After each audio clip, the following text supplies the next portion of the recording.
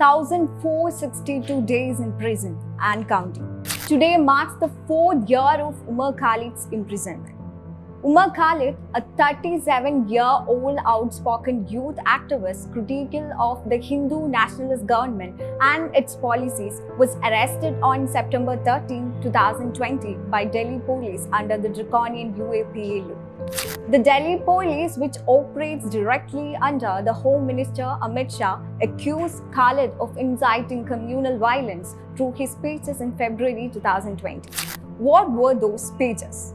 They were delivered during the historic anti-CAA protests that the country witnessed in the winter of 2019. Khalid, one of the prominent faces of anti-fascist protests in the national capital and other parts of India, gave more than a dozen speeches opposing the Discriminatory Citizenship Amendment Act and National Register of Citizens. His speeches, available in the public domain, invoked the Indian Constitution, advocating for religious freedom, equality, and pluralism.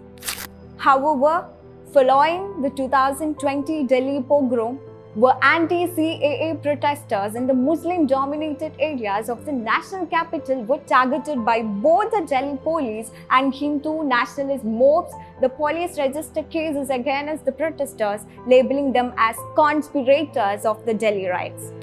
Umar Khalid, along with over a dozen activists and student leaders, was charged under the UAPA. Many, including Khalid, have since been languishing in jail without bail. In court, Umar Khalid has consistently argued that his speeches were selectively edited and falsely attributed by the IT cell of the ruling BJP, with pro-right-wing media outlets amplifying the claims. Many, including international human rights organizations like the UN, Amnesty International, Human Rights Watch, as well as the opposition leaders and rights defenders in India, have called for the release of Khalid and other activists, alleging that they were targeted for protesting against the discriminatory citizenship laws.